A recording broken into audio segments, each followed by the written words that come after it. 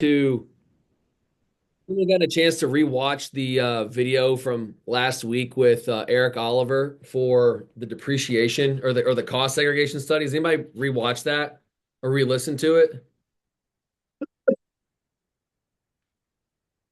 If you haven't, you haven't, but you should re-listen to it if you get a chance to, because I learned a couple other new things that I thought that I knew, but he went into more details about that. But before we get rolling, we got a couple new guys on here. Mike Mullen, Stuart Wood. Doesn't look like we have anybody else new. Mike, if you want to just briefly tell us more about you, man, and then Stuart, you can go after that. Tell us more about you, Mike. Great to have you on, man. Yeah, for sure. Thanks. So I'm from New Jersey. I'm up north from where a lot of you guys I think are, but I run a couple gyms as my job. I kind of take them as my own, run around. But looking to kind of just step out, get into more investment style stuff. Did a lot of research on both the residential and commercial, and decided to kind of skip residential step and go right into here and see what we can do. So Heck yeah. I'm work around a lot of guys who make a lot of money. So trying to catch up. I love that. I love it. Keep that rolling. Once you go commercial, you'll never go back. You can't look at a Yeah, at a $300,000 house without want to vomit, that kind of thing. yeah, for So, sure. man, thanks for having me. I'm happy to have you, Mike. Uh, Cool. Happy to be here. yeah, man. All right, Stuart Wood, what's up, dude? Long time no see. What's happening? Going on, buddy? How are you? Good, good. Yeah, tell us a little bit about you before we kind of jump into this week and kind of who you are, what you're up to, and what you're trying to accomplish, man. Yeah. So I've actually known Nolan and his family forever. Live in Indiana. I'm the CFO for a behavioral health company. We own and operate addiction, substance abuse, mental health treatment centers. And yeah, I have other investment, entrepreneurial investments, but have been looking to get into real estate and did the same, just kind of skipped right past the residential and got reconnected with Nolan on the infinite banking stuff, and then started listening to your videos about commercial. And I was like, yeah, this just makes a ton of sense. So here we are. I love it. I love it. Yeah, like I said, it's you get the commercial bug, and it's like, why would I ever want to go buy a $40,000 house in a cul-de-sac? Yeah, yeah, yeah. Not knocking it if Still you the have one same of those. amount of It's a good thing. underwriting. It's still the same amount of due diligence. Why would I do that? Yeah, no, that's exactly it. Yeah. Yeah, Uh, I think we have three CFOs in the group now. Stuart, you make number three. man, Nice. We're a moving good and group. shaking in this town. That's great. That's awesome. Yeah. All right. So, we do our Respark calls on Mondays. I want to hear, we can go into really anything, whatever is people are working on. I've got a couple of new things that I'm working on, maybe some pieces of recommendations and advice I can give. But I wanted to hear if anybody's working on certain things that I could at least, work on. I know Connor's got something that he's freaking really close on. Connor, if you want to, I'm gonna put you on the spot, but I think you got something really cool that you're working on, dude. Sure. Can y'all hear me all right? Yes, bring it. Yep. So just an update for those who haven't talked to you about it yet, but I just sent back a new offer to this property over on Porto Madrid Boulevard in Birmingham. We're doing $150,000 worth of seller financing, and I just got a really interesting call from the seller on Monday Can I who share the is email, Connor? Can I just like what? share my screen and show like the email Sure. Yeah, go ahead. Go just so ahead. everyone can get their eyes on it? Yeah, Yeah. I think So it's pretty they're cool. one Close. the seller is wanting to basically pull in a new co-tenant and do revenue share if possible.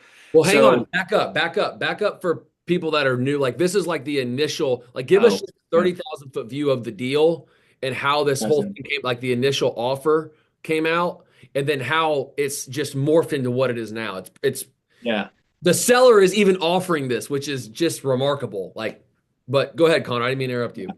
So we started out, my brother Parker and I found this property on Craigslist. It was listed at 560.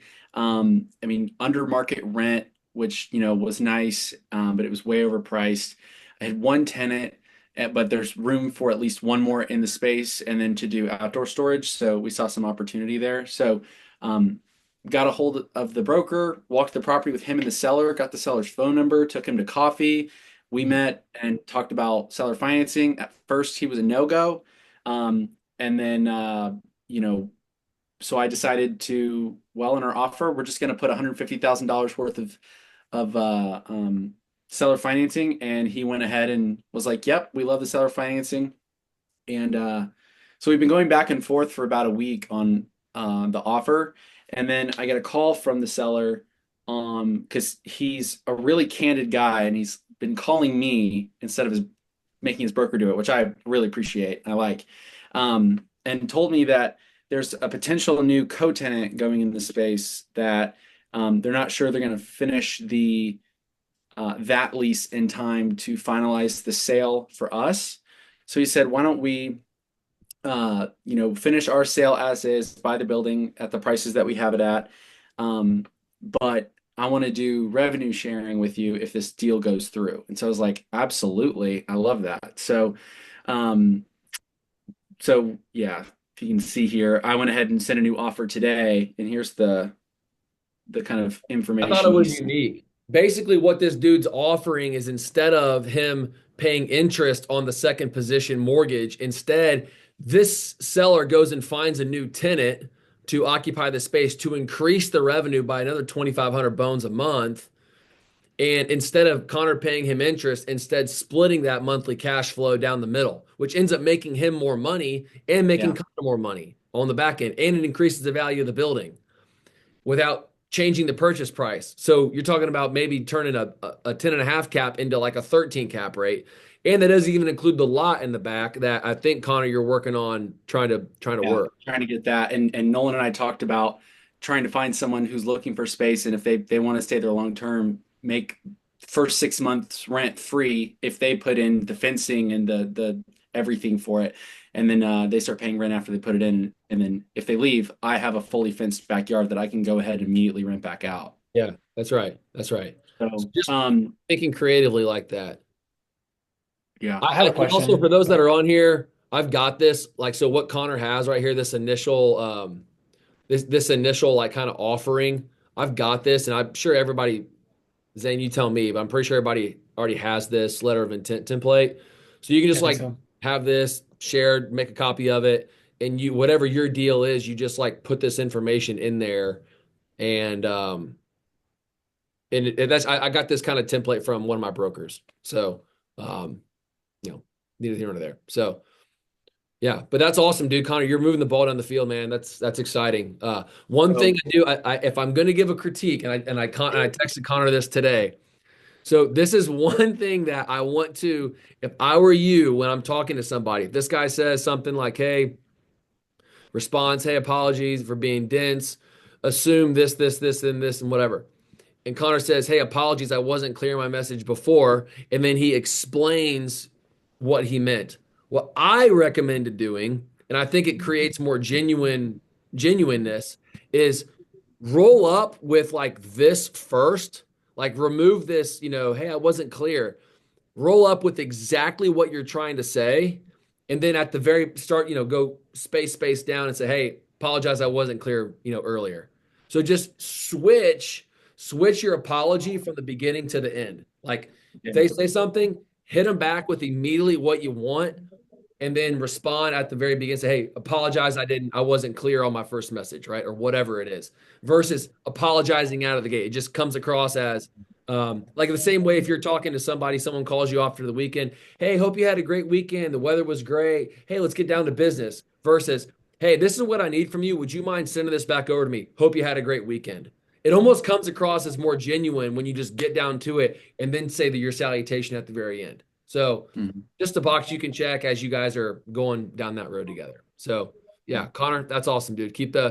Let us know how that goes, man. That's exciting. You're freaking really close, dude. So the next step is, and I'll throw Connor back again to it.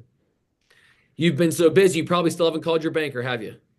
Well, I was working on my PSA, and also I haven't. Okay. So All right. Whatever excuse you have to tell yourself to make you sure you feel better. Call the banker. Call the banker. I'm That's I'm not calling you out because you're my brother. I would do it to anybody, but it's like call your lender now because if this guy's wanting to have agility and close quickly, this is going to take you another 45 days to close because you're going to have to yeah, order appraisal and everything like that. So it's just like, as long as they, because then you got to send them everything. It's really important to have all that information already with that lender. So then when you send him the proposal for financing, he can give you a verbal at coffee versus having to take yeah. it to his loan committee and go back and forth. And it takes another week and a half and you're just wasting time. So my recommendation is get a little bit of courage and just go for it. Like, just go for it. It's a lot easier than what you think. I promise. Yeah, I'm not nervous. I appreciate it though. Yeah. I'll be calling him today. Good. So Good. Just my yeah, quick little 2 cents. What else? What appreciate what it. else is everybody is anybody else working on? I'm curious. I have something I'm working on. I could share a little bit. Yeah, man, bring it. So I shared this a little bit on the Monday night Respark call, but basically I have this deal down in Clanton, Alabama, and the sellers, I think this is kind of ridiculous, but before they are like letting me walk the property, they're saying they want two things. They want an LOI that already has an offer in there, and they want proof of funds as well before. And so I told my guy, I was like, all they need is just an LOI. Obviously, I can't make an offer without walking on the property, but if all they need is an LOI, offer them 50,000 bucks in cash on an LOI and see what happens. And so, anyways, what would you recommend for me in terms of like handling those two objections? But like, I mean, I don't know how I'm going to make an offer on the property without even getting my eyes on it in the first place or anything.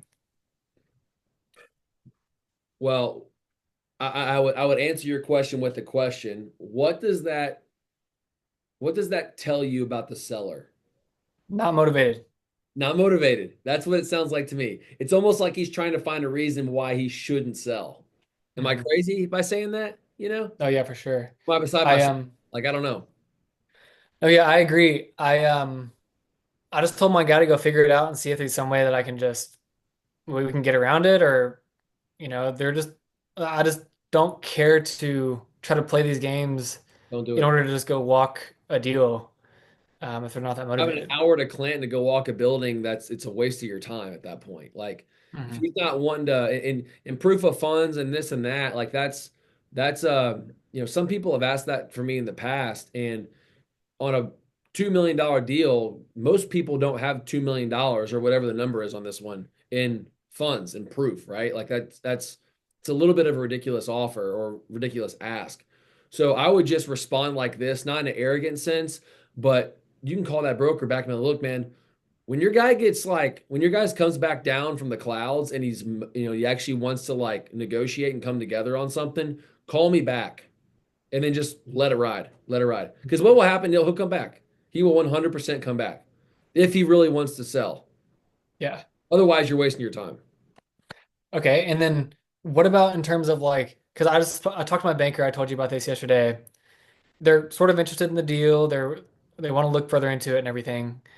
And is it possible or is it reasonable to go get some sort of proof of funds or like a term sheet from a bank to show them that I'm serious? Or is that still me like giving into their kind of like ask? I don't know. I don't know. But here's the thing. You could respond in two ways. You can tell the guy to go kick rocks, number one, or you can say, hey, if I make you an offer, I'm going to make you an offer sight unseen, the same way that I would make an offer on anything that's sight unseen. That's, the people on Storage Wars, like they're buying something just on basically whatever they see on LoopNet, right? Like I'm making you an offer based upon the square footage and the market rent and the fact that I don't have any idea what it's going to cost me to get this thing up to market, to market. So I'll offer you 50% of what you're asking, right? You can just like bluntly and blindly put that out there.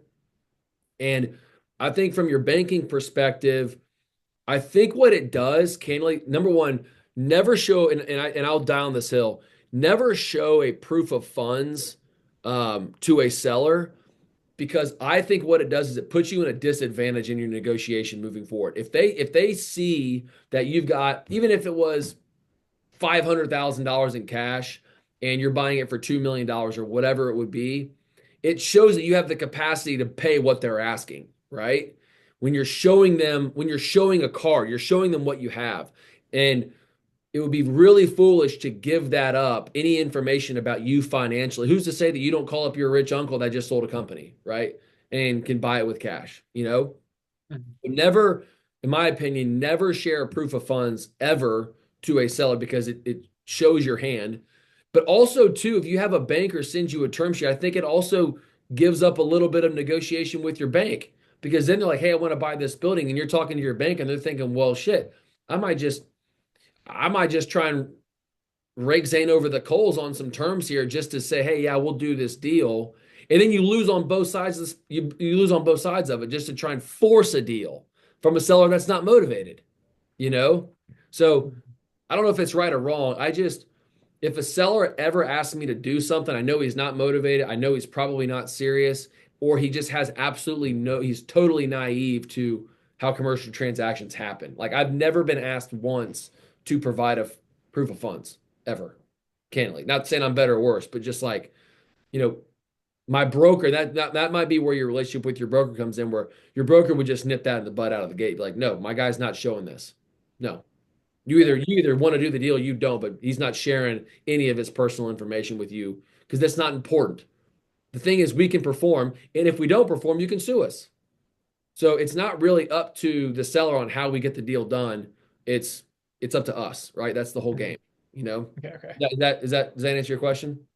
Yeah, I can just go back and do some of that stuff that you just said. Yeah. So That's awesome. yeah. What else? Anybody else working on anything? I've got something I could share, but I don't Side want. Yeah, note, I've got a my deal. LOI just got accepted. Are So you shitting me, Connor? No way. on this call, That's he crazy. just said to accept. Dude, congrats, man. Let's go. That might All be right. top of top right there. Hell yeah. About to go Dude, let's play some. go. No, definitely get a drink That's awesome, dude. Congratulations. That's sick. Yeah, after I call the banker. Yeah. that's there you go. There you go. That's right. 5 o'clock somewhere. Well, I want to hear about that, but I think I just heard somebody else was just Michael, I think it's Mike. Michael. Yeah, Hey, yeah, man. yeah, you guys hear me? Yes, sir. Mhm. All right. I went and walked a property today. It's in Douglasville. You guys are a little familiar with that area with Oh yeah, we're familiar with Douglas Vegas. yeah, it's on the way to you guys. Yeah. Mhm. So it's 21,000 square feet, and the seller wants to do month to month for a year so he can move his business. There's three other tenants. His sister rents out 10,000 square feet.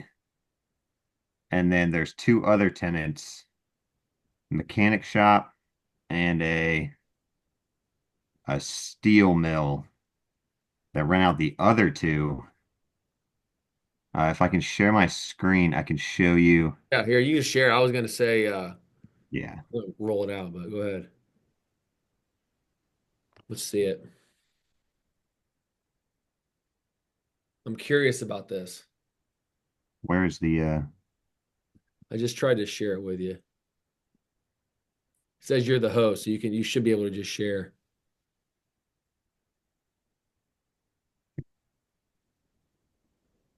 If not, I can just pull it up on my pro form and we can run through it. yeah, I've got it kind of like There you go. split up. You got Okay. it? Yeah. All right. So over here. It says double click to enter full screen mode, or it's not. There it goes. There it goes. So here's the pro forma I've written up. I'll go over here. All right. So he's running the shop by himself. Everybody quit and retired. So he's the only one. So that's kind of his motivation for selling. And so everybody is paying under market rent. The buildings in total bring in $6,000 a month, which equals like a $3.50 square per square foot rent. And the market rent is at $12 a square foot. And he's been scared to ask them to increase the rent to pay more because they say that they'll move out. Well, number one, do you have any evidence that the market rent is 12 bucks a foot? Yes, all the comps in the area. 12 is actually the lowest average in the area around like because the areas are kind of split up in sections on one building. It's like in three sections, 10,000 square feet. So he's got like 3,000 and then 1,000 and then like 2,000. So Well, I will say we've had experience in Douglasville. I think I might have told you about that one. And we learned the hard way that the rent per square foot in the area that we were looking was around 6 to 8. But of course, I don't want to say that I know for sure that it's lower than 12. Right. But I'm wondering what comps you looked at or how you came to that conclusion. I just want to make sure that like you're protected here and yeah, not Yeah, go yeah. off. yeah, 'Cause I feel a little spooked about Douglasville too. Because yeah, those comps are just like they're all over the map. It's really unique to like a couple of different pockets. Am I crazy? Yeah, a guy sent us comps and they were just kind of like totally not high quality and or not even close to high quality. They weren't even like medium quality. But we just saw that they were probably more around 6 to 8 bucks a square foot. But of course, maybe the place that you're looking at is a little different, or maybe that there are better comps there. But we didn't see that from our experience in Douglasville. But I'm not saying I know for sure. All right. Well, I'll have to look around some more, I guess, and I'll ask a few But different guys. this rent is basically throwing off $60,000 a year, and he wants $2 million. Yeah. Yeah. I don't, Not motivated. You're talking about a building that's worth 600 grand.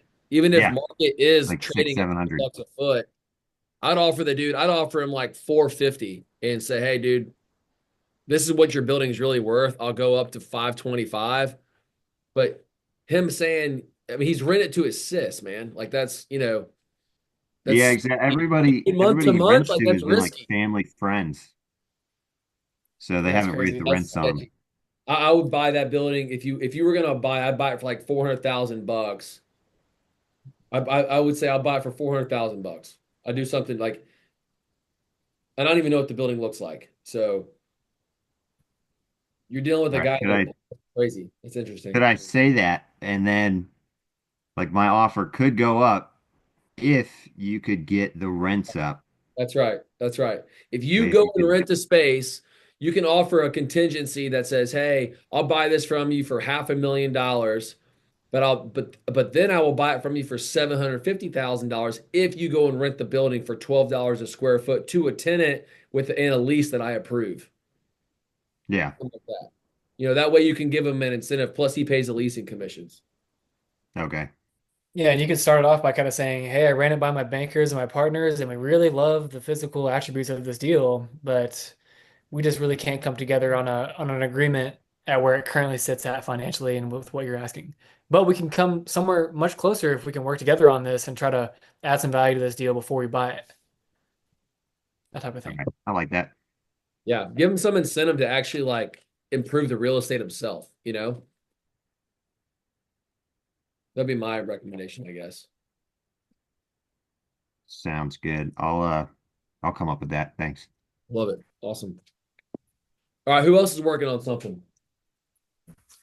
I can share you guys with something that's just came into I guess I'll take back the host here. Um, something that just popped into my inbox. I'll show you guys this. This happened like a couple of days ago. Check this out. Oh, let me share my screen again. Sorry. So I get this email. So a year ago, the city of Birmingham calls me and says, "Hey, I'm interested in." This is like again a day ago, but like before we had been going back and forth from like last year, and they said to me, "Hey, we'd be interested in purchasing your property." I'll show you the building. North. So this is my building right here. I got a couple over here actually, but this is my building right here.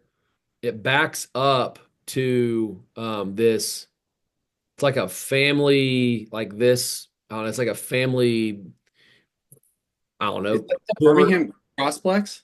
Yeah, no, it's not the Crossplex. It's like the Birmingham. It's Birmingham something. I'll show it to you. It's the Birmingham Youth Detention Center expansion. Oh, Okay, not as fun. whatever. But I got this building right here, Yeah. and it's awesome because like this isn't in the ghetto, but it's also like not, the most affluent area. But it backs up to this area where it's like a government building, and there's police officers like always driving around, and there's not a lot of residential, so there's like no loitering. So it's a good little spot for like an industrial tenant. Dude, these guys hit me up and offer. So this is what I would like I would be curious to see. I want like you guys to put your thinking caps on and like walk me through how you guys would respond to this, okay? Because I'm developing a game plan in my head, but I'd like you guys to give me some feedback on how you guys would approach this, right? So they're saying basically they'd like to they told me a year ago that they said we are no longer pursuing this property. That was like a year ago. And then she hits me with this email saying, "Hey, we actually are interested. Please see the letter of intent and offer to purchase."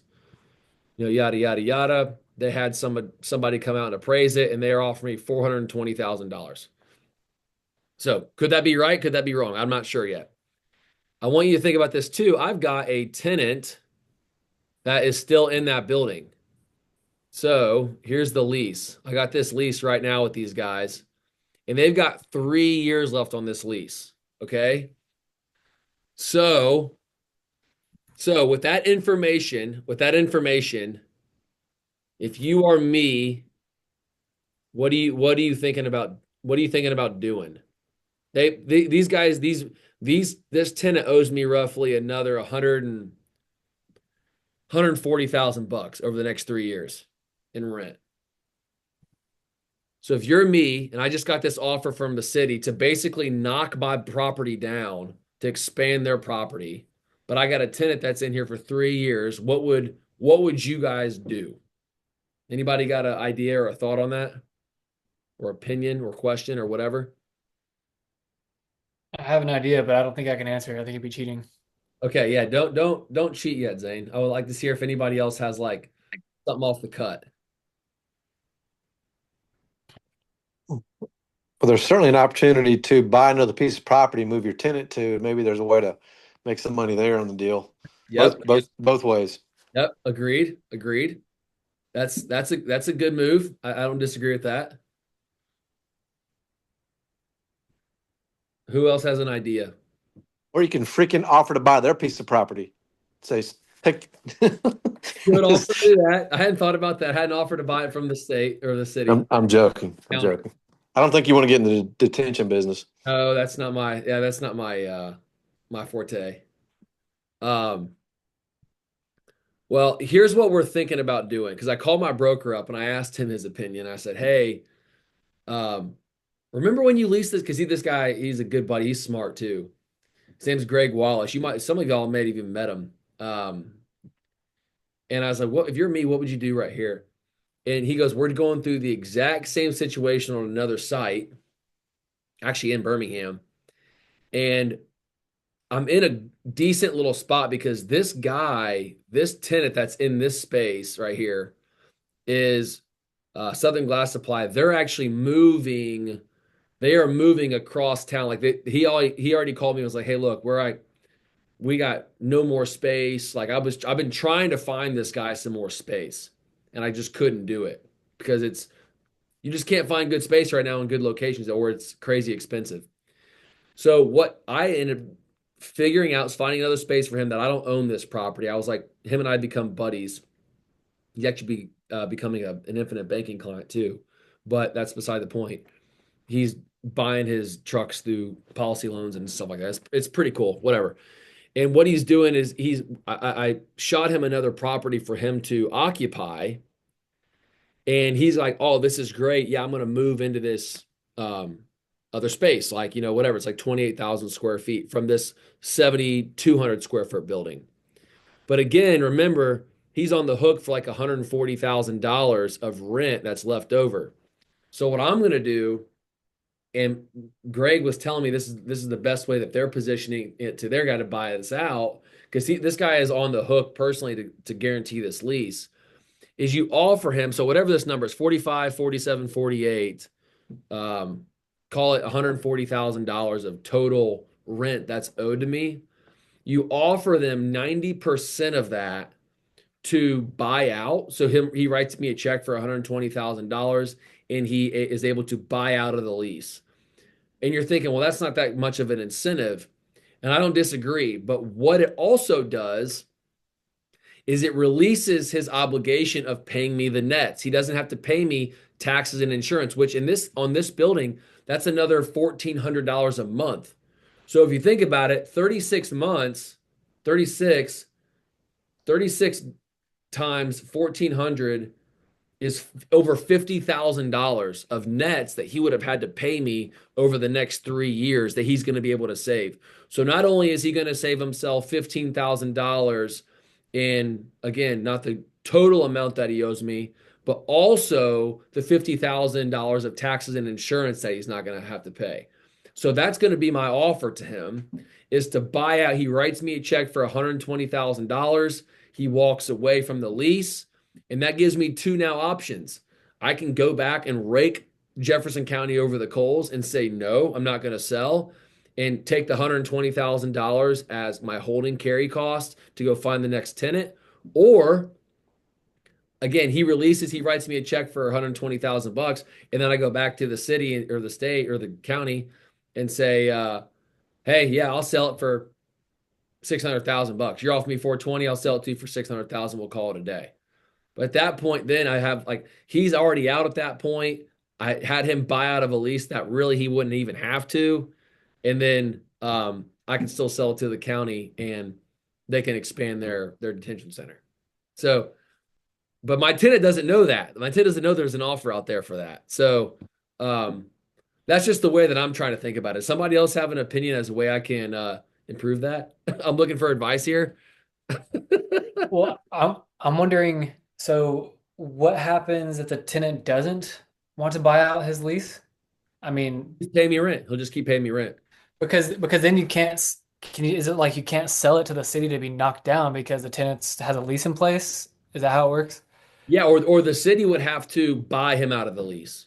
Hmm. The city, if these guys want to knock this building down in the next year, someone has to buy me out of this lease. Somebody. This is a legally binding document. It's a legally binding contract. So then if somehow or another something goes sideways, I'll just call up my attorney, Drew Ellis, which may be a new guy now. And they'll just say, hey, no, you owe us this money. This is the money that you owe us. Okay. So that's the way that I'm thinking about it, at least. Anybody got a thought or opinion on that? I go, that's just kind of like off the cut like that. But just trying to find little quick creative ways to squeeze some juice, you know? Okay, another question I have is if they do, let's say, buy you out of the lease, how do they continue running their business, or do they need to go find a new place to run it out of, or how do they continue running their business at the city? They've already got a new 28,000 square foot warehouse that they're already they're shifting all their business over. Oh, So they've I already thought got you were saying, oh, I thought you were saying that it was too hard to find space for them or something. It was hard. It was hard. And that's why I was saying I was looking for it myself. And that's when I said I dished it off to another owner and said, hey, you need to call this guy who has a building, because like I said, him and I have become kind of buddies. Like he's going to be an Oh, infinite I see. banking client and the whole thing. And I was like, Okay, I'm not okay. out here trying to like be greedy. Like if I can help you in your business, I'm going to try and find a guy that's got space. Okay, okay. Well, I referenced him and referred him to another guy that has a property that is what he's looking for. Yeah, I think that's a good idea. That you have a good plan right now. So either way, Nolan, this guy's leaving, and you're going to offer him to buy out of his lease, right? That's right. That's You were right. going to do that anyway before the state said, "Hey, we want to buy your property," right? 100%. Yeah. So okay, so that's the way to go, I would think, and strike a deal with him that is equitable for both sides. And then either way, whether you decide to sell or you guys reach a sales price that you're good with, you're able to get somebody back in there at maybe an increased rate on the lease, right? So you're going to win either way, whether you can work out a deal to sell it to the state or not, or to Birmingham, the city, whoever's buying it. So it sounds like you're going to win on having him buy out the lease, and then also either get a new somebody in there new to lease it at maybe a higher rate or as good as it was before, and or you sell it. So I don't know what other options you might have, but it sounds like you're going to come out grinning on both of those deals probably. Yeah, I think the only way I'm going to try and just squeeze more juice is I don't know if this is actually like a legal move or not, but I'm going to see if I can find a way to like not pay capital gains. I'm going to like see if like if I'm selling something to the county, I can somehow get out of That's a good idea. paying a capital gain. Say, hey, this is my offer. I'll get offered to you at a, instead of 600, I'll give it to you for 580 if I can not pay capital gains tax on whatever. That's creative. Or Something at to the very think about because I got to write that check, and I'm saving myself sales commissions, which is a Yep. nice check. But also Yep. and I got to recapture depreciation. So maybe the whole idea is, hey, look, if I don't have to recapture depreciation, I don't have to pay capital gains tax. I'll sell it to you because those are big costs. Those end up Yeah. being decent costs that will just wipe out a lot of your profit anyway. And Well, so worst case, you can 1031 it to a new piece of property, right? that's true. Could definitely 1031. Yeah. But the 1031s are tough, as you guys know, because you gotta back into those. You gotta like back into those deals, and you gotta there's a time decay on it too. But that kind of thing. So that's kind of something I'm newer, just working on. But the more stuff you just keep moving the ball down the field like that. You never know what's going to pop up. That kind of thing. That's awesome. Anybody else? Anybody else working on anything solid that they're or struggles that they're having or things that we can help moving things from A to B, like questions with bankers or brokers that someone's responded with you were stumped on, like anything like that?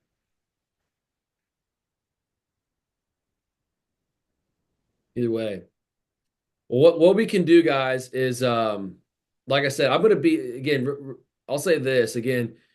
Most importantly, as you guys keep playing the game, I was actually Ariana and I were talking on the phone earlier, and she's like, "Man, I really wanna like just submit a LOI like this and then." I love the tenacity. I'm jealous of her like tenacity on things.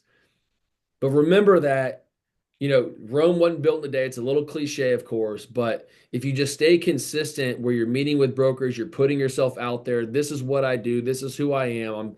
You're meeting with bankers and you're doing your whole thing.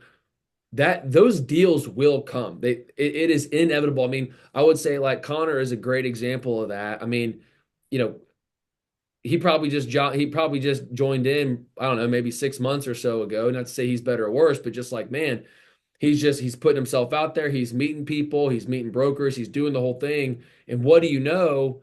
A deal heads his way. He makes this offer that's creative and it's profitable to the seller.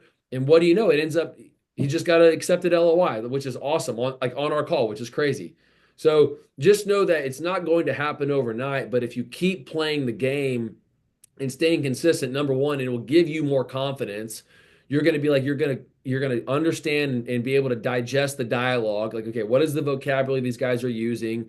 What types of ratios and metrics are important to this guy or that guy? So that way, the next time you speak with them, you remember what's important to him, and you can bring up, a deal that you're working on that benefits that guy or whatever it is, right? So you just keep playing that game like that, and it's going to give you more confidence to go out there and kind of talk the talk and walk the walk. So don't nobody's going to be a trillionaire overnight, but if you stay consistent, it's guaranteed to happen. It is totally guaranteed. And I think where Connor, for example, is a great example of that. So I just want to mention that. So, does anybody else have anything else before we get moving? Like I said, also Zane and I are always available. Zane and I are doing some filming tomorrow for some stuff.